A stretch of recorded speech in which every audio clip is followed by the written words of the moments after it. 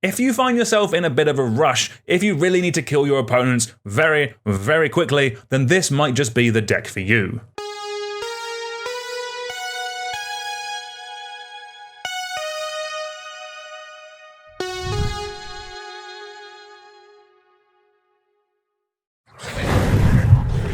Hello everyone, welcome back to Too Sweet MTG, welcome to another video. Today we're going to be looking at a commander deck I've gone out and built myself, Ojer Axonil, the Deepest Might. Ojer Axonil is 2 red for a 4/4 legendary creature god. It has trample, and then this is the really important ability. If a red source you control would deal an amount of non-combat damage less than its power to an opponent, that source deals damage equal to Ojer Axonil's power instead. It then also has the god flavor, letting it come back as it were, of when it dies, you return it to the battlefield tapped and transformed under its owner's control. It transforms into Temple of Power. It's a land that taps for red, or you can also pay 2 in a red to transform the temple back into the commander, but you can only activate it if red sources dealt 4 or more non-combat damage this turn. So it has some baked-in protection, that's all very nice. The reason we're playing this is for that middle ability. So the way that this deck basically operates is we are running as many ways of dealing 1 damage to each of our opponents. Our commander then makes that at least 4, but if we buff up its power, it can become a lot more than 4. Legitimately, when I played this deck, I've got it so that if I cast a single instant and sorcery, each opponent takes 20 damage.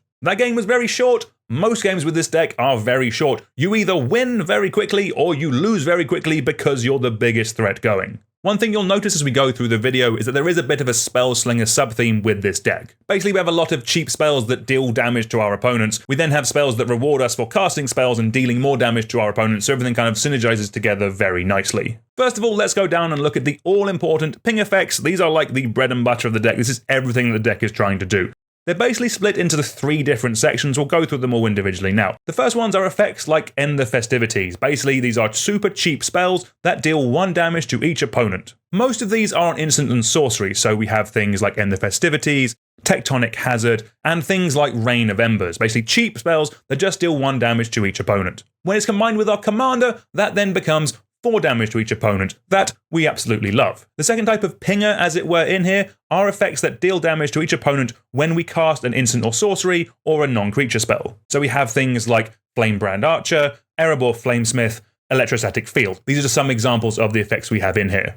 So the field on screen here will deal damage equal to our commander's power, not just 1. So if we have one of these effects out and our commander, and then cast and End the Festivities, the End the Festivities will deal 4 damage to each opponent, but then the field will also deal 4 damage to each opponent, meaning 1 spell has made our opponents take 8 damage. And that's every opponent. So you've actually thrown out 24 damage. That is really, really scary. The third type of effect in this pinger section are like our classic group slug options. So by that I mean things like Roiling Vortex. It deals a damage to a player every turn. We have Descent into Avernus. We have Rampaging Ferocity. This deals a damage to every player whenever a creature comes into play under their control. That of course means we're also running Sulfuric Vortex, and by god, that means that we're running Mana Barbs. This is the example of symmetrical effects not really being symmetrical. We will take the amount of damage written on the card, so we will take 1 damage whenever we tap a land for mana for Mana Barbs. If we have our commander in play, our opponents will take damage equal to its power. So at a base level with Mana Barbs, if they tap a land for mana with our commander out, they're taking 4 damage. Your opponents are just going to be dead! That will kill them so quickly! Those are the 3 types of pingers that we're running. This is by far the biggest section of the deck. Like effectively,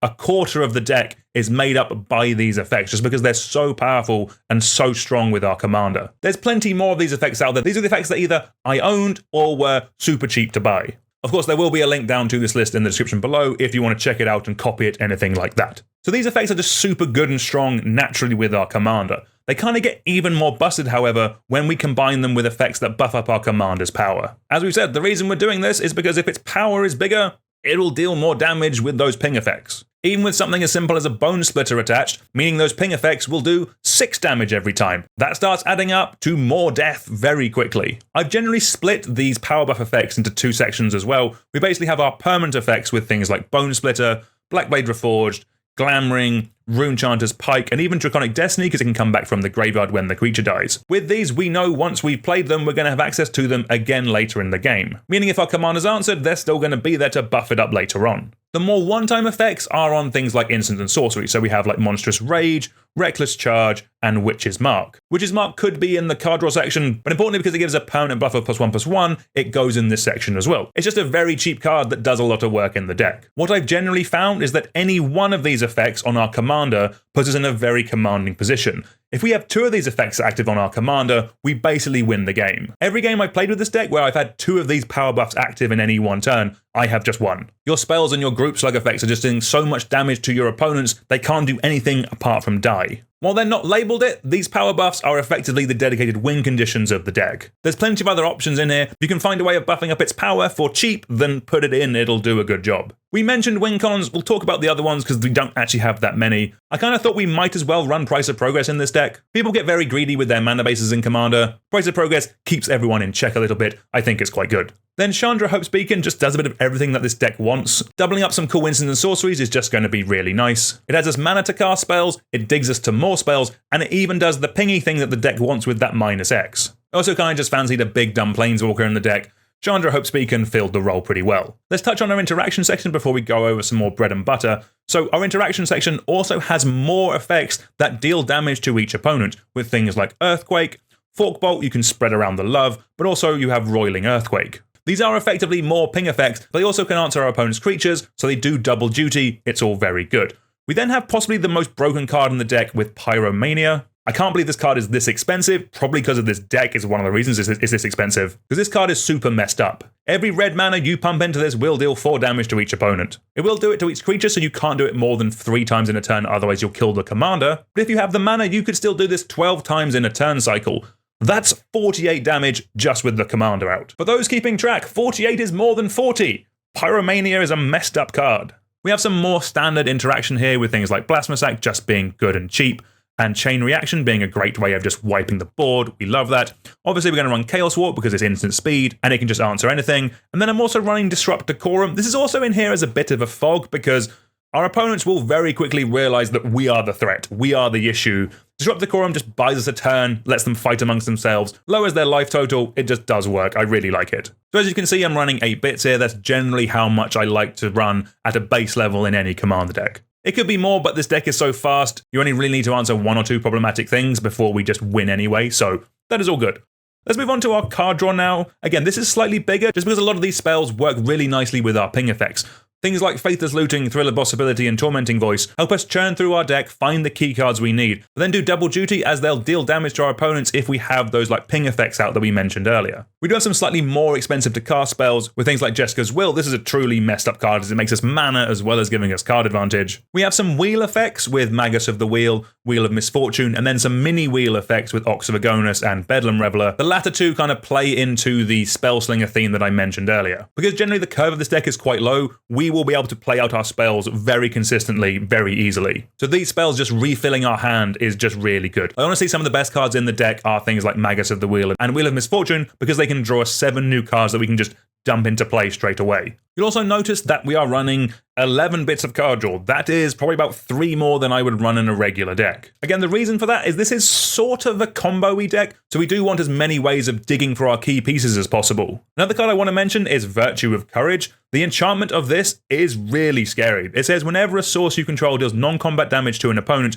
you may exile that many cards on the top of your library and you may play those cards this turn. As I mentioned, we're going to be consistently 12ing or 24ing our opponents. So this can give us access to a scary amount of cards for that really big turn where we just want to basically storm off, pop off, and just kill everyone very quickly. For those wondering, yes, we are running Grape Shot for this reason. Moving on to our ramp, and again, because we have all that card draw, and because we want to be kind of like spell slingering away, doing multiple things a turn, the ramp is actually quite high in this deck. Like 11 is a lot more than I would normally run in a deck like this. But because of the way this is built, we're just going to have so much things to do on our turn. We're going to be drawing cards, we're going to be pinging people, we're going to be playing creatures, we're going to be equipping things. Just having more mana is going to be useful. Also as well, this is a deck that really needs its commander in play. I know that the commander does have the backside of becoming a land which we can then flip back, but unless we have a way of flipping it back immediately, I would always prefer to it to go to the command zone and then be able to recast it so we can get its ability straight away. We really want access to it. We do not want to be dealing 1 damage to each opponent. We want to be dealing 4 damage to each opponent at every point. So in terms of the ramp that we're actually running, obviously things like Soul Ring, Wayfarer's Bauble, Arcane Signet, Felwar Stone, Fire Diamond, Mind Stone, Ruby Medallion are all kind of standard good mono red cards you see in a lot of decks. Because we have the Spellslinger aspect, we are running things like Runaway Steamkin, Burgess, God of Storytelling, and Stormkiln Artist. These basically replace the mana that we're casting a lot of spells with mana themselves. And then specifically because of how this deck works, we also have Neheb the Eternal. This makes us red mana equal to the amount of life our opponents have lost when we get to our second main phase. So again, that could be like anywhere from 12 up to like 40 mana very easily. Let's quickly touch on the small bit of recursion we're running. I've put in here Underworld Breach just because this is a very messed up magic card that lets us replay cards from the graveyard. With the rummaging effects we have in our card draw section and just the nature of casting a lot of cheap spells, our graveyard is going to be nice and stocked. So this just giving us access to a key bit that's either been removed or a spell just to deal the last bits of damage is going to be really good. Talking of the last bits of damage, I am pretty positive if you overload Mizzix's Mastery in this deck, you just win. I can't think of a world where you overload Mizzix's Mastery at any point and you don't win straight away. If you have your commander out, you've won. There is no world where that doesn't happen. Last couple of cards to mention, I think I am definitely light on utility lands. I've only got 3, this could be a bit more. We have Castle Embereth as just a way of buffing up Ojer's power on a land, that's nice. Forgotten Cave is solid, it's just a free bit of card selection, that's all good. And then Tyrax Sanctum is probably one of the best lands we can run in this deck. And in fact, any deck where your commander is a god, just run this because it'll make it indestructible. Finish off the deck, we have 30 basic lands, and that's where we are. In terms of upgrades to this list I've put together here, the most obvious and kind of easiest ones to recommend is just more cheap mana. I'm not going to sit here and tell you that Mana Crypt is a good card, but obviously it is. Some other cards I would consider adding in the future are things like Lightning Greaves, Swiftfoot Boots, and Mithril Coat. If I'm honest, my playgroup knows how strong this commander is now, so I think it's going to get a lot more removal targeted its way than it did previously. Also, obviously, I would add Commander's Plate. That card would be awesome in this deck. I just don't own one. Some other easy options would probably just be utility lands. Something like War Room is just going to be some free card advantage. Something like Nykthos would also be really good with all the little red pips we have running around. Again, would make us a ton of mana. One of the reasons the basic lands is so high in this list is because of some of the cards I was running before I realized they don't actually work with the deck. This is something you will need to keep in mind if you're thinking of building this deck yourself, because there's 2 types of cards that don't really work with the commander. The first is cards that deal damage that look red but are actually colorless. Specifically, I'm talking about Valakut the Molten Pinnacle, Shivan Gorge, and Chandra Awakened Inferno. Easy ones out the way first, the lands are colorless. They are not red, so unfortunately they don't work with the commander. That is definitely the reason why there's so many basic lands in here, because I was running it initially before I realized it doesn't work. Chandra Awakened Inferno also doesn't work in the deck as we want it to. That plus would be really good with Ojer Axonil, just giving our opponents an emblem that deals them 4 every turn. But unfortunately, while Chandra is red, the emblem is not, meaning it only ever deals 1 damage. You could still run it, it would still be a good way of bringing down people's life totals, but it's not the dumb busted thing that the deck is trying to do. The other thing that unfortunately doesn't work as you would initially think it does, is damage doublers. With the way the rules work currently at time of recording, because damage doublers and Ojer Axonil are both replacement effects, the player being affected by them gets to choose how they stack. So say for example you have our commander in play and a card like Furnace of Wrath. If you cast a card like End the Hostilities, the opponent gets to pick how they are layered. So they get to choose if it goes Ojer, Furnace of Wrath, meaning they would take 8 damage, or they get to choose if they go Furnace of Wrath, then Ojer, and only take 4 damage. That rule, I'll be honest, is a little bit counterintuitive and is something I could see them changing in the future, but for the time being, unfortunately, damage doublers just don't work with what the deck is trying to do. That's why, if I'm honest, I've gone a bit ham on these power buff effects, because these are the way that you effectively double your damage. You don't need a Furnace of Wrath if Blackblade Reforged is giving your commander +4/+4. That's how you double the damage, it's with these power buff effects. But generally speaking, my experiences of this deck is that this commander is super busted. Me and my playgroup generally play in like strong synergistic decks that kind of take a few turns to kind of build up to do their big broken thing. We're a strong playgroup, we're not CEDH. In that type of environment, this deck was super strong. It's won every multiplayer game I've ever played with it. In terms of the game plan with this deck, what I've generally found the best option is kind of before the commander comes down, set the stage as much as possible. Try and get like a ping effect coming down early. Try and get an effect ready that'll boost its power. Your window to do the thing in this deck is going to be very short, because you will become the threat at the table very, very quickly. What you're trying to do is get the most damage done in the smallest amount of time possible. That might even mean playing the commander a turn afterwards, because you really want to get value out of it straight away. Then the next turn you untap and unleash your hand on the table. I generally think that at most normal commander tables, this will be one of the strongest commanders there. I would probably say this is a bit dangerous if this is your only commander deck, as you will be doing the same thing over and over again. It is a lot of fun, but you will be hated out of games prematurely if people are seeing you do the same thing over and over again. One of the nicest things about this deck, though, is that most of it is pretty cheap. Like, the key cards are ways of buffing up its power. Like, none of these are super expensive, and there's a ton of other equipment out there that you can consider running. The other key part is these pingers. Like, most of these are just draft commons from the last couple of years. Like, outside of a few things, most of the deck will be very, very cheap to put together. Like, the commander is currently $12 at time of recording. I generally reckon you could proxy the commander and build the rest of the deck to a decent level for about a tenner. Stuff like some of the interaction or the ramp and the card draw you're just generally going to have from playing commander. It's generally a super busted deck that I am going to be keeping together for a bit of a while now, unfortunately for my playgroup anyway. I think to kind of summarize that, basically the way I feel about this commander is it feels like this is finally like the burn commander. They finally made a way to make burn spells work in a multiplayer format, and it's through Ojer Axonil Deepest Might. I think it's awesome. Right, that's where we're going to end the video for today. If you found this helpful, please consider subscribing to the channel. We're really trying to grow things here, get the ball rolling on some cool projects. The more people who are subscribed, the easier it is for me to do that. Also, let me know down in the comments if you've built this deck or if you're thinking of building this deck. What cards do you like? What cards do you not like? What things would you add if you were building it yourself? Let me know. It's always cool to see those suggestions. But until next time, I will see you all soon. Goodbye.